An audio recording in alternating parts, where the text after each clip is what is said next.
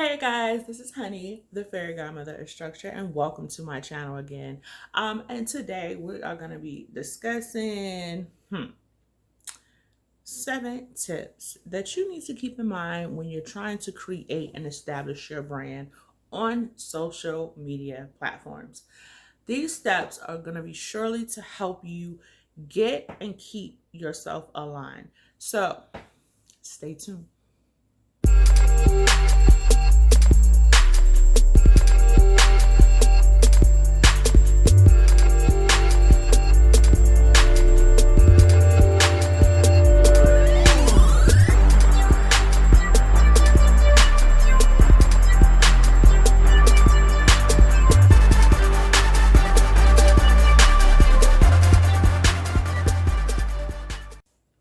All right, let's get to it. All right, the first tip that I actually want to talk to you about is going to be researching your target audience.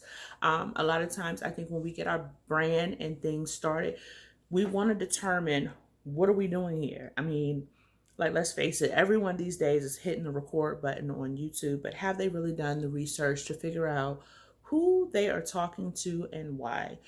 So like I said, number one, write this down. Research your target audience. There are ways that you can go about doing this by a lot of it, if you're on Instagram, it's considered like hashtag research.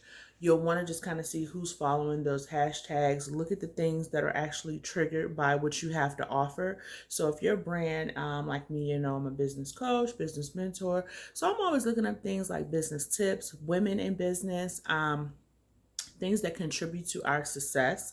And those are the things that I am going to choose to research. But say you're in cars, y'all know one of our sister channels is Lipsticks and Gear Shifts.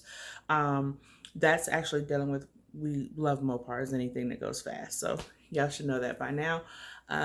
You want to make sure that you're actually doing your research for that. So I know if I'm looking at fast cars, a car that's trendy right now is the Hellcat, Demon, some of those names that my son loves screaming at his game and I can barely pronounce. Those are the things that you're going to want to look up for a car channel. But like I said, the key word there is research. Take the time to invest in your brand by doing those small few steps. Trust me, it'll save you a world of difference. I mean, you'd hate to know that you've been sitting here twirling your thumbs and putting all this work and effort in and then find out that you've either missed a wave or maybe there's another search term that is being used for your industry. So that's another thing too, understanding who you're actually talking to in the age group that you're going to be, giving information to. I mean, like a lot of times when I'm giving information and I'm like, hey, am I going to be talking to people my age or am I going to be talking to people that are my son's age? I want to know that what I have to say conveys to them. So yeah, I kind of have to talk their language and make sure you're using those terms. So number 2 is going to be pick your niche and your personality. Now, with this one, let's face it, a lot of people know I'm upbeat. I like to be motivated, high energy, high impact. But guess what? That ain't for everybody. Some people do want to get on the channel and they want to see someone that's going to sit there and kind of sound like the clear eyes guy. Well, guess what? That's not me.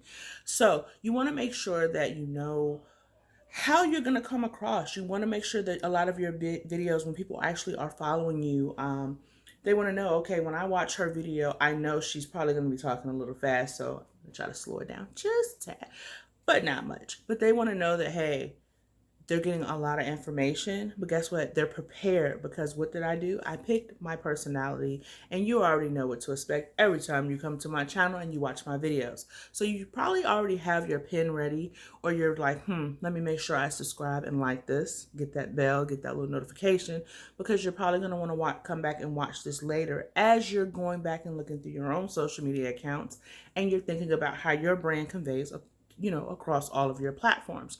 So number 3, this is a big one. This is the one that everyone loves to do up front and they've done no research whatsoever, is picking a business name. Now, guys, I do have some personal preferences around business names. I mean, it's kind of like back in the day when everyone had those crazy MySpace names or all those websites that we used, and our usernames were really not presentable for a resume, let's just say. But your business name, you want to make sure it's something that's catchy. You want to think, How do I feel when I say this business name? Is it something that is easily searchable? Is it something that is already used? That's another reason why you want to make sure that you do your research when it comes down to your business name, is because you don't want to pick a brand that's already out there and then you run into a whole bunch of legal issues. And I'm telling you right now, it's getting kind of slim to find, brand names that are really, really, truly original, because I mean, it's how many people on the planet? A lot. So you want to make sure that you really are doing your research there and not using someone else's name. It's not like, there's like how many Melissas or Timothys running around. That's fine. That name is fine. But your business name, you want it to be yours. You want it to stand out. You want it to be something that is authentic to your brand. So, number 4, this is a good one. I want you to think about your slogan, like your favorite brand. When you say ba da ba ba ba, yeah, you kind of already know what I'm talking about when I do that. So that's kind of part of your slogan and personalizing your business and your brand. If I get up here every day and I'm like, "Hi, this is such and such," and da da da da da da. I always kind of say it's like your elevator speech to your brand. You want to really figure out, if somebody had to ask you in one sentence to describe your business, your branding, what would it be? Long pause. Yeah. A lot of people have to do research there. So do me a favor, write that one down and come back to it. Drop in the comments and let me know what yours is. I would like to actually hear your slogan. That way, if I have some customers or clients that want to also support your business and brand, I can send them your way. So again, number 5. Now this one here, people normally actually do this one first. And I'm going to have to actually say I'm guilty of it.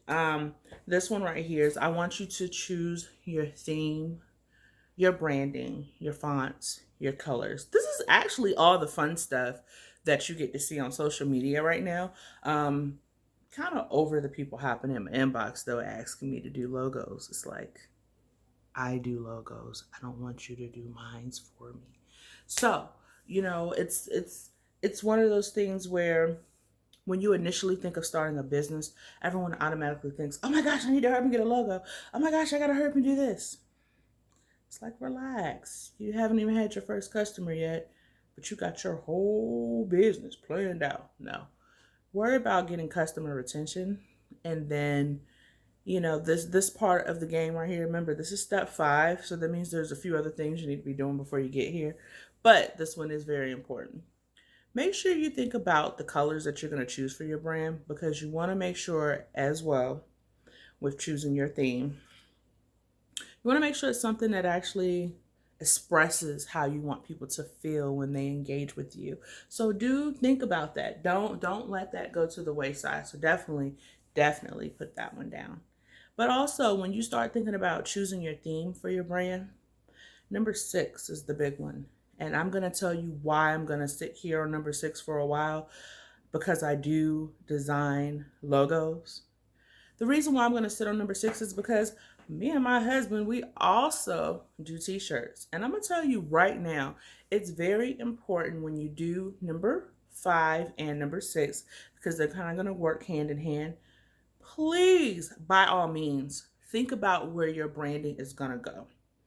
Is it just going to be on digital products? Is it just something that you're like, hey, I don't plan on producing anything physical like cups or shirts, or, I'm looking around my office right now. You're thinking about like binders and things like that, or a car logo, for instance.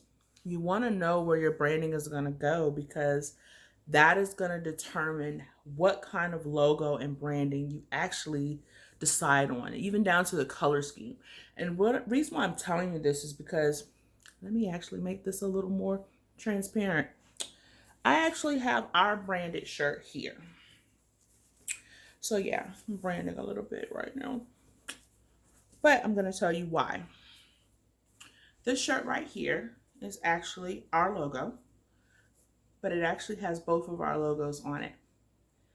You can actually, I can use both of these together, or I can use them separately.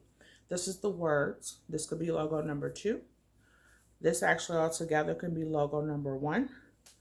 But by itself, this is my submark. You will find this submark right here. You can easily find this. It's my favicon on our website.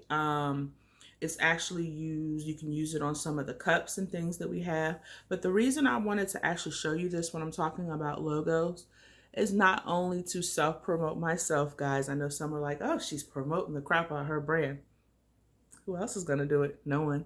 But I also wanted to show you, if you know anything about making t-shirts, this is a really easy logo to weed and put on a shirt. If you never thought about that, please keep that in mind. I'm going to tell you right now, I have had people send me these logos with these pretty cursive letters and all this stuff in it. And I don't care how pretty your logo is. Cricut will tell you whether it likes it or not. It will. That machine is amazing. But if your logo lines are like this close together, it's 9 times out of 10, it's going to tear up vinyl, and you're probably going to have to use sublimation and something else to get that logo on your attire. So I just want to tell you, like I said, keep that in mind. Think about where your logo is going to be used. And if you're kind of confused by this already, contact me, because this is actually my forte. I actually can help you design a logo that will easily be transparent to be used on clothing, your car, or anything else like that. But also, number 7. The last one of them all that most people have not even thought about is brand uniformity. You want to make sure that when you get your color scheme, get your logo together, you verify that, hey, this is my name, this is my business, people know how I am because they're used to my personality. You got all this tied up. Well, then guess what? You want to make sure that people know where you are on Instagram, Twitter, Pinterest, your website. I don't care. I should see it riding down the street, see your logo, and know, hey, that's you. The reason why you want to stress brand uniformity is the same reason why when you see a Chick-fil-A sign, you automatically, your eyes kind of light up, like, because that brand has a certain trait and it looks the same everywhere you go. You get the same customer service everywhere you go. So you want to make sure you're thinking about that too, especially for my product and service-based businesses, because like us, we just kind of got into both of them. We not only offer t-shirts, but do a little shade in there, and not the bad kind, but the good kind. You want to make sure that you actually are thinking about how people feel when they deal with your brand uniformity. Like if I come over here to your brand on Twitter and I'm like, okay, there's nothing here, but then I get over here and clear Facebook and it's like, oh, wait a minute. It looks different. Why is that? Then I get on Instagram and I'm like, okay, I didn't know that was her either. Guess what? You do not have brand uniformity. So think about this. Wherever you want to send your clients to come reach you, whether it's Shopify, whether it's eBay, whether it's Amazon, whether it's in person, you just want to make sure that people know who they're dealing with when they are dealing with you.